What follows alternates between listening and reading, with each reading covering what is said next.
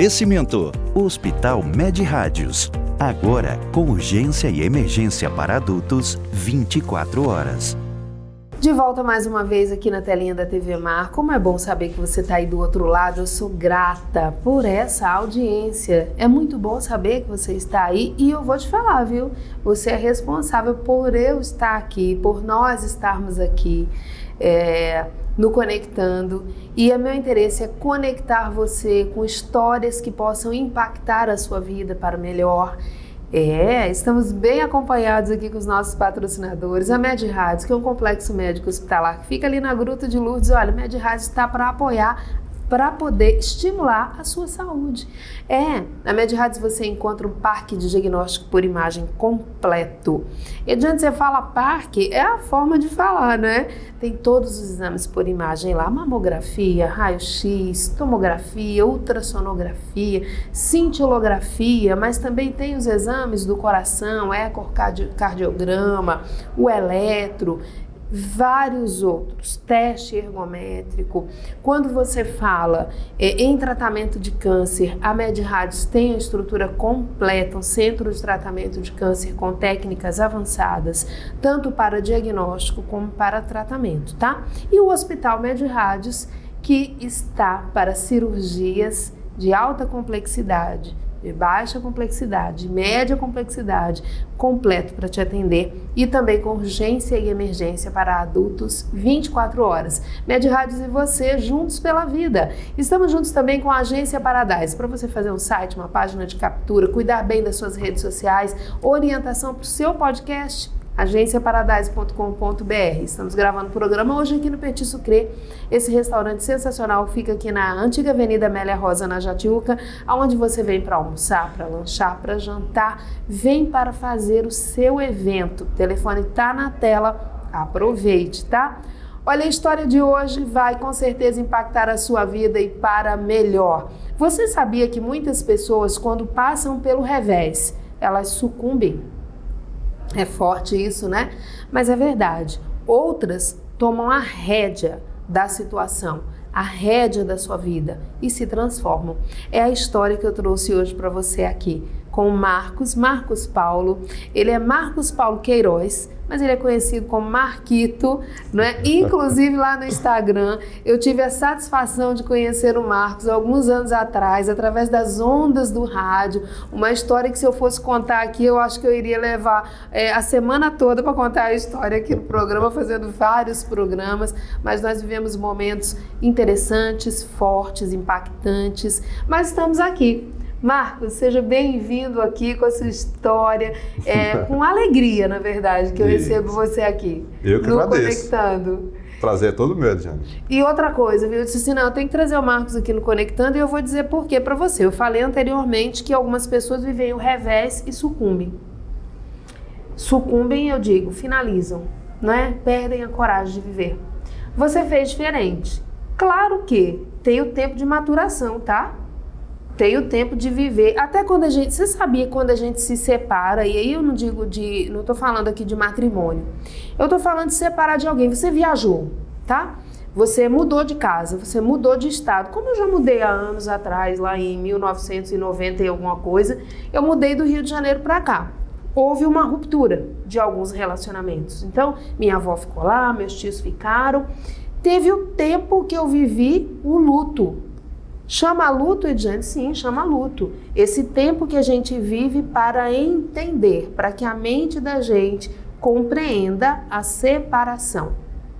E às vezes a separação é de uma situação que você não vai ver assim, só em foto, né, Marcos? Isso. E não precisa nem ter a foto, na verdade, né? Tá na memória. Tá na memória. Tudo na memória, Exato. tá na vivência, foram momentos maravilhosos. Eu tô falando aqui porque eu conheci o Marcos através da onda do rádio, ele era meu ouvinte lá no Jovem Pan, e conheci a família do Marcos, o Guilherme, um menino maravilhoso, e eu digo maravilhoso porque eu aprendi tanto, eu aprendi que sorrir é necessário, que é possível, independente das circunstâncias.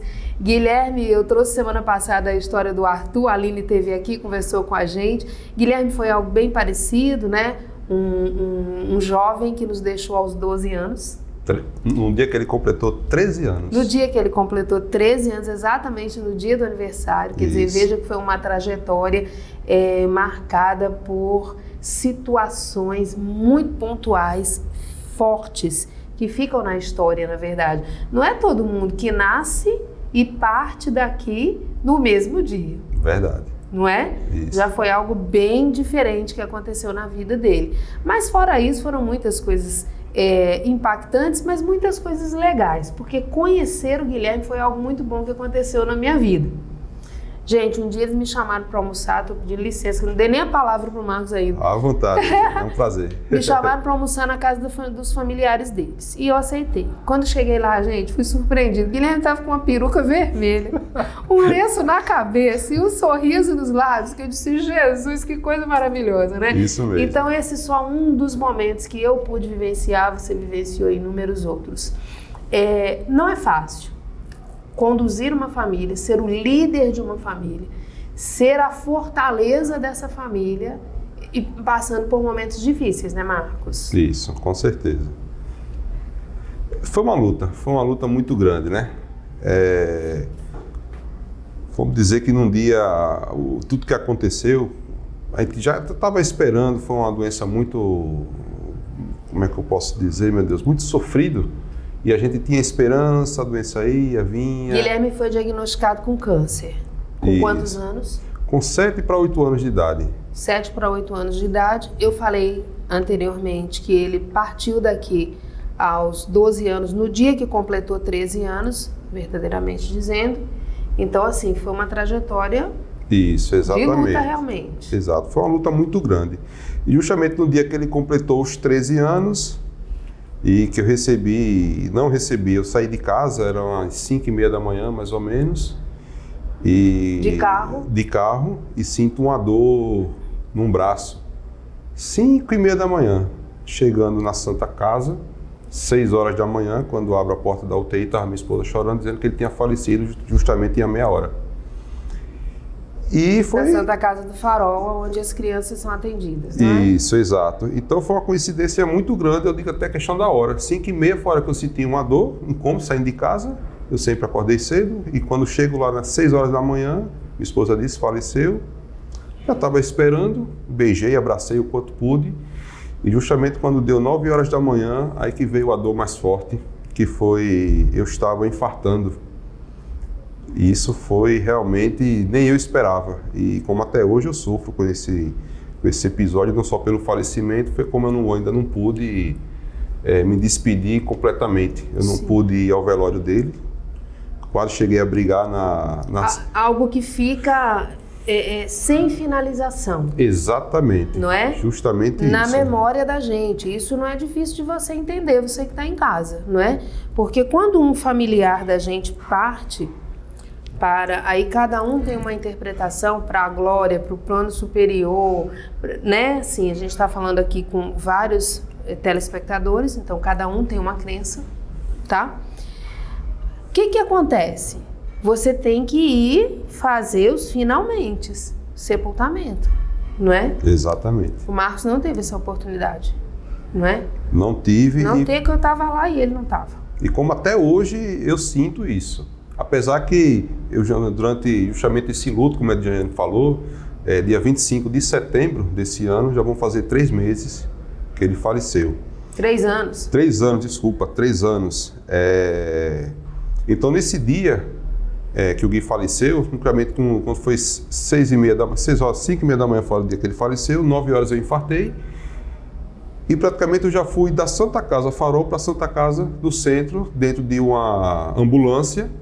E fui para a parte cardíaca e o médico não queria deixar eu sair e não deixou eu sair. Eu estava infartando. E ele disse, se você for ao velório, não vai ter tempo de socorrer você não.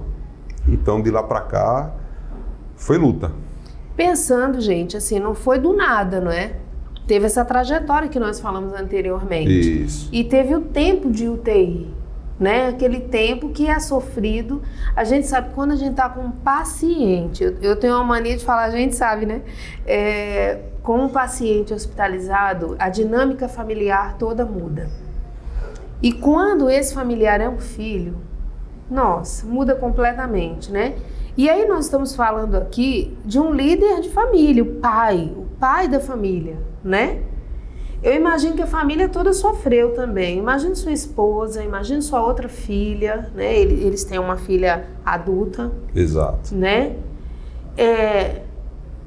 Faltou aquele que segura firme, né? O pai. E agora? E o pai estava hospitalizado. O médico agiu de forma segura, como a atitude médica precisa ser. Ele foi muito seguro de dizer não vai. Porque ele prezou pela sua vida. E foi justamente o que aconteceu que eu não esperava, porque durante essa trajetória de 5 anos de doença do Gui, sempre que eu estava presente praticamente nos piores momentos, que era de pulsar, fazer a pulsão, exames de cintilografia, tomografia, tudo quanto era de exame, eu que segurava na mão do Gui. Todos os momentos. Nem cabelo você usava e nem está usando. Até hoje. Eu ainda tinha cabelo na época, quando o Gui raspou, foi preciso porque estava caindo os cabelos. Eu raspei o meu junto com ele e até hoje já estava acabando mesmo, então eu vou aproveitar a oportunidade. E é isso, Ediane. Uma ligação muito forte entre vocês, né? Muito forte. Muito forte entre vocês. Aí o que acontece? Marcos infarta e tem uma nova vida, agora uma vida de paciente cardíaco, no caso, né? Exato. Você se desfez do seu filho de uma forma brusca, vou dizer assim, brusco, porque perdeu o filho, né? E ganhou a doença. Como foram esses dias depois que você ficou no hospital? Quanto tempo? Eu fiquei durante 1 semana. Que inclusive eu não fiquei, quando eu infartei, que eu não pude ir justamente nem no velório e nem na missa de 7º dia. Até eu briguei para sair na missa de 7º dia, o médico disse, você não vai, que seu caso foi muito grave. Coloquei 2 stents no coração, nas artérias, e não deixou. Então eu fiquei 1 semana, e foi uma semana também muito sofrida, que eu fiquei na UTI cardíaca. Então, para quem não conhece, tem aquelas maquininhas que fica bipando o tempo todo. Isso. E aquilo tudo me lembrando justamente a situação vivida com o Gui, que foi quando o Gui ficou na UTI, entubado, e aquelas maquininhas todo bipando, então estava que nem um louco. Então foi uma semana muito... As memórias castigando mesmo, né? Castigando, e posso falar que quando eu saí do hospital, em direção à minha residência, foi aí que foi dolorido. Durante o caminho, foi um vazio tão grande, Eliane, tão grande. E quando eu entrei em casa, estava faltando alguma coisa. Foi muito estranho. E estava mesmo. Muito estranho.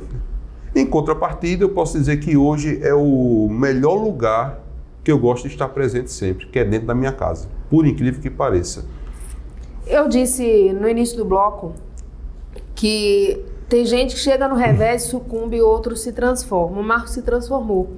A gente vai para o intervalo comercial, você já entendeu o contexto. E aí daqui a pouco ele vai contar pra gente o que ele fez de diferente, que realmente está inclusive estimulando outras pessoas, porque ele vem trabalhando isso, mostrando isso nas redes sociais dele. Eu acredito que deve fazer mais. Com certeza. Para poder estimular mais pessoas. Segura aí que a gente volta já. Você vai conhecer um pouco mais da história do Marcos, o Marquito, como está lá nas redes sociais. Não é que, apesar do revés, ele continua vivendo e estimulando vida. Volto já.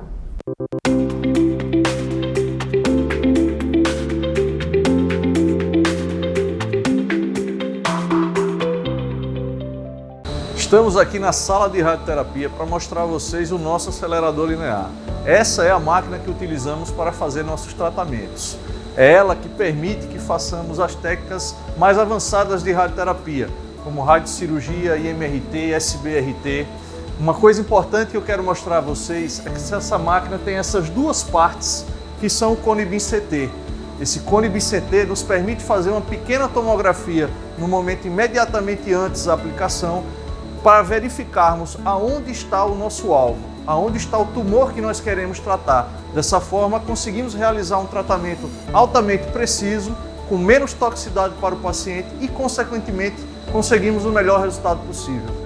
Hospital Med Rádios. Agora com urgência e emergência para adultos 24 horas. Responsável técnico, Dr. Ives Bori Costa, CRM AL 5641.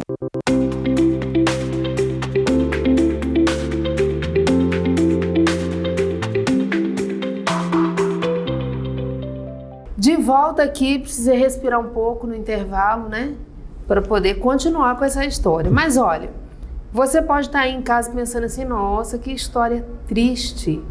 Mas eu vou te falar, em momento nenhum a história foi triste. Eu acho que a parte mais triste dessa história foi essa do Marcos não ter tido a possibilidade de colocar esse ponto, entre aspas, final, não é? Ter finalizado essa história na mente dele. Então, na verdade, ele teve que construir um final na mente para poder seguir em frente. E seguiu, tá? E seguiu em frente. É isso que a gente vai saber agora, porque teve transformação. A gente estava lá no primeiro bloco, quando o Marcos infartou, colocou 2 stents, saiu do hospital, chegou em casa e aí pensou o quê? Tem que viver? Ou tinha perdido a vontade de viver imediatamente?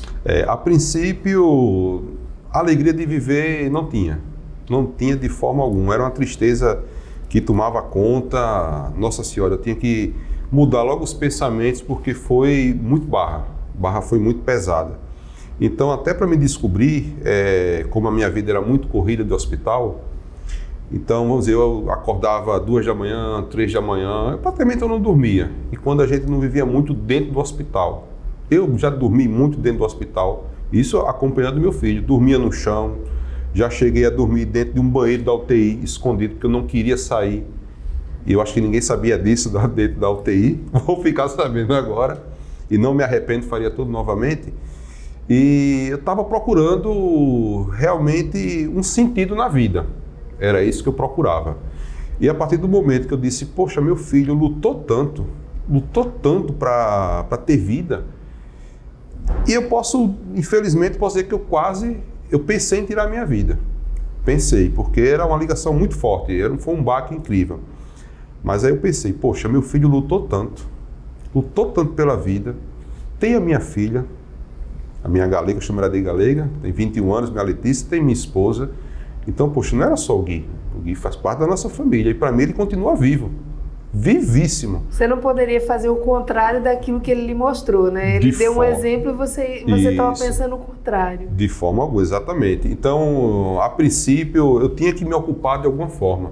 Então, eu passei a fazer caminhadas, assim começou, e cuidar justamente como eu tinha infartado, eu tinha que cuidar da minha saúde. Comecei a fazer caminhadas no conjunto onde eu moro. Isso era 2 da manhã, 3 da manhã, minha esposa achando estranho. Depois eu comecei a sair de casa, ia para o cemitério Parque das Flores, quando meu filho foi sepultado. Chegava lá 4 da manhã, ficava fazendo caminhada e eu sendo criticado também. Achava uma atitude criticada algumas pessoas. Marquito, você está achando de madrugada, caminhando no cemitério, e eu estava me sentindo Era uma muito... preocupação, a gente compreende porque as pessoas se preocupam, né? E vê uma atitude diferente e diz assim, nossa, o que está acontecendo? Será que ele está bem, né? Exato. E era uma maneira que eu encontrei de tentar ficar mais perto do Gui. A minha cabeça funcionava de uma maneira que só quem passa. Até que um belo dia, depois de ouvir muitas coisas, mas veio um estalo. Edjane, esse dia foi incrível. Eu, quando cheguei na frente de onde ele possivelmente estava ali, disse, Gui, a partir de hoje eu não venho mais aqui não. Eu não venho porque eu tenho certeza que você não está aqui, você não queria que eu ficasse por aqui perambulando no cemitério. Você não está aqui, você está no céu junto com Deus, você está muito bem. Então, a partir de hoje, eu vou vir sim aqui uma vez ou outra, porque eu estava praticamente indo lá diariamente. Edjane, depois que eu fiz isso, depois que eu me libertei, vamos dizer, dessa fase, vamos dizer que eu comecei a me sentir melhor. Ressignificou aquele momento, né? Isso, então... Ressignificou a falta de ter ido ao sepultamento. É como se eu tivesse fechado um ciclo que estava faltando. Isso, exatamente. Pronto, a partir dali eu comecei a fazer já caminhadas um pouco distante, já era na Fernandes Lima, que meu local de trabalho era próximo, inclusive, da rádio. Isso. E de lá se mudou para Jaraguá, comecei a fazer caminhadas na praia também, tudo eu estava aproveitando as oportunidades. Até que eu passei por uma academia, faz tanto tempo que eu queria, tantos anos que eu queria conhecer uma academia, acessei uma academia, comecei a pegar peso, comecei a ficar um pouquinho mais forte. Veja a ligação, é necessário a gente mostrar o seguinte, porque você pode estar aí em casa agora e você pode estar pensando assim, como que eu vou, né, conseguir aquilo que eu quero? Então, em primeiro lugar, você precisa ter clareza, o que você quer? Quando ele ressignificou, ele entendeu, meu filho queria viver, era pela vida que ele lutava. E como que eu vou abrir mão da minha vida? Eu tenho que lutar pela minha vida, imagino que tenha sido isso, né? E aí ele foi em busca de vida, de saúde. Ele, como um paciente cardíaco que se transformou, ele precisava lutar pela vida. O exercício físico passou a significar vida. E ele foi aproveitando as oportunidades. Primeiro ele caminhava na Fernandes Lima, depois ele foi caminhar na praia, quando o trabalho, a sede do trabalho mudou, depois ele encontrou a academia. E muita coisa ainda vem por aí. Bem, então depois da academia, eu comecei a me sentir preso, fechado. Naquele lugar, assim, não, acho que aqui não é o meu lugar. Acostumado com caminhada ao ar livre. Exatamente. E eu fui muito tempo jogador de voleibol, da época do Santo Eduardo, de Ponta Verde, então eu gostava sempre de lugares abertos. Mas como a academia era uma curiosidade, fui ok. Até que esse ano, isso durante... eu ainda tinha carro, possuía carro, e isso do caminho de casa para o trabalho, estresse, trânsito, não, na ida nem tanto, mas na volta, muito aborrecimento. Sabe de uma coisa? Esse ano eu vendi meu carro. Não estava fazendo bem pro coração, não? Não estava fazendo bem pro coração, nem pro bolso. Eram as duas situações. Era mais pro coração que não estava fazendo mesmo. Eu estava ficando muito impaciente.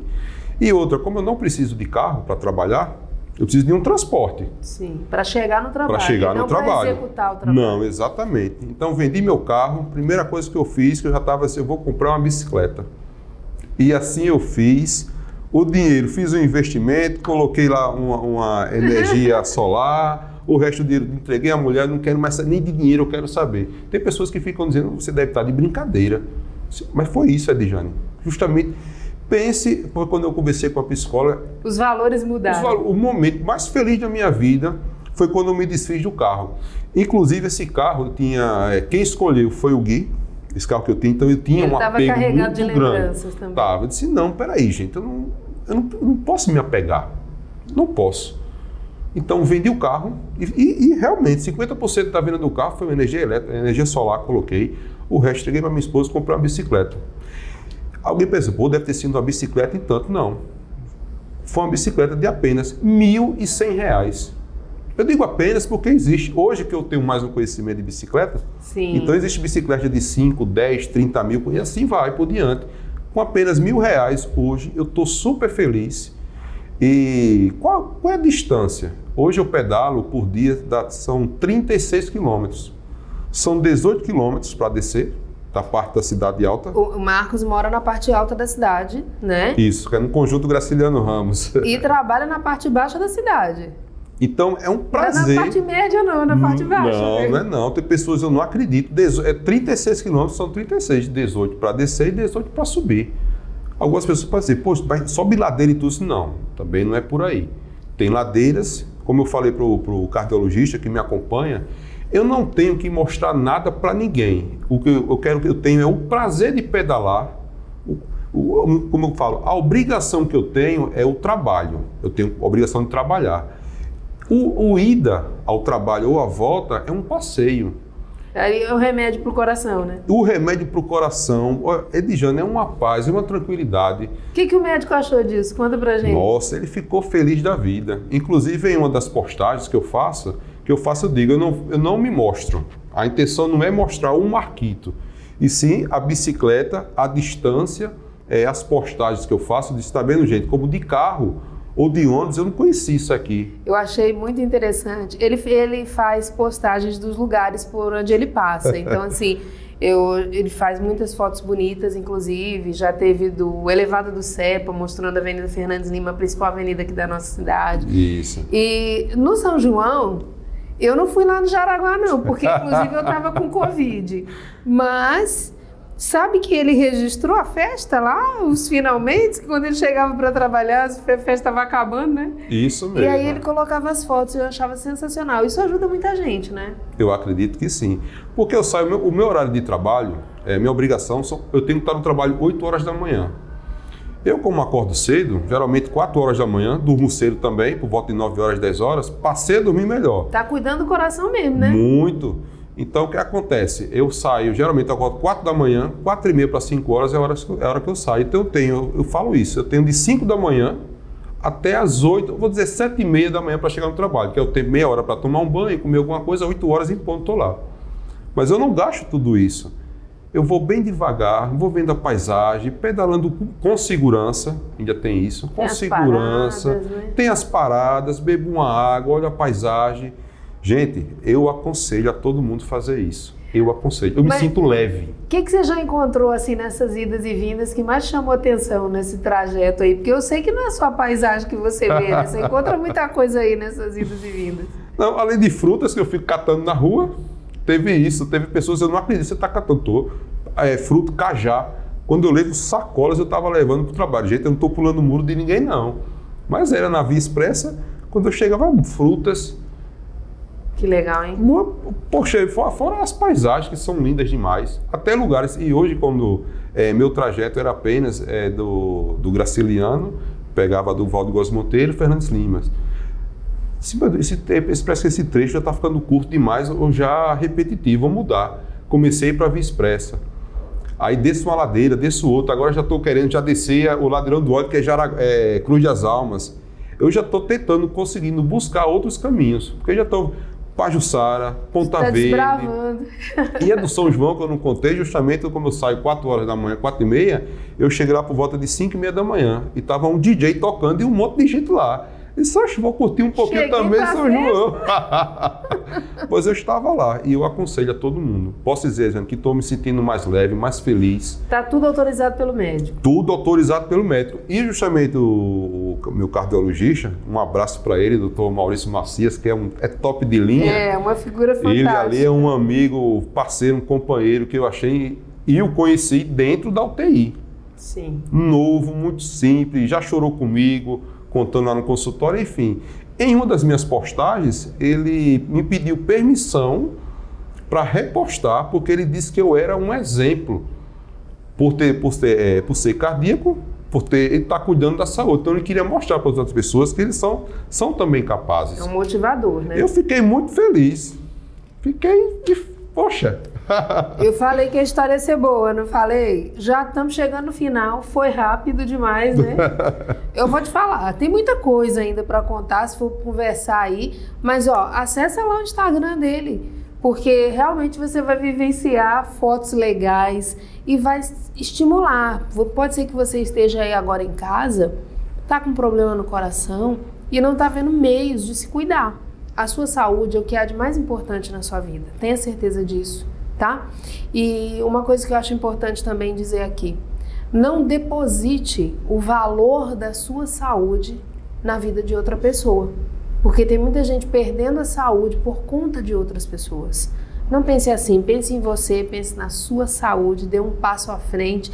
Quem não pode andar de bicicleta e do Graciliano até Jaraguá, pode dar uma volta no quarteirão, pode ir na rua e voltar, né? Isso, com certeza. Eu tenho uma seguidora lá do Instagram que diz assim, Ediane, eu tô caminhando aqui no corredor do meu prédio. Tá valendo. Com certeza. Não é? Isso. Porque é o primeiro passo. Daqui a pouco ela vai pra rua, daqui a pouco ela vai pro quarteirão e daqui a pouco ela tá passeando na praia. Isso vai ser bom demais. Inclusive, eu esqueci de falar, Ediane, das minhas filmagens, matérias que eu faço. Não matérias, uma foto aqui, outra estimulando.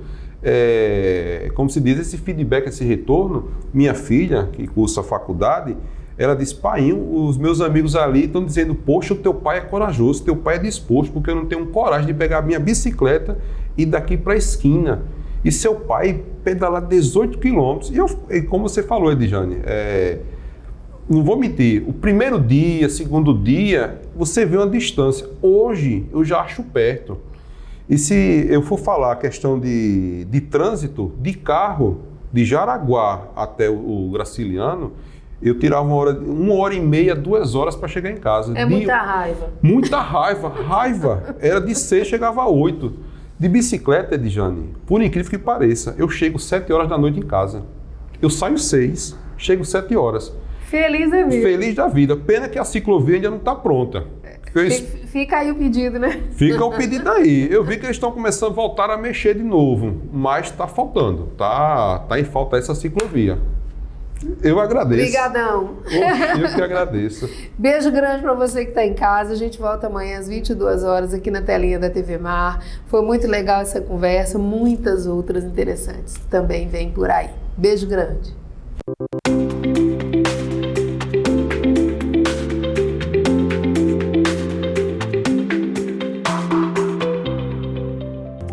Oferecimento: Hospital Med Rádios. Agora com urgência e emergência para adultos 24 horas.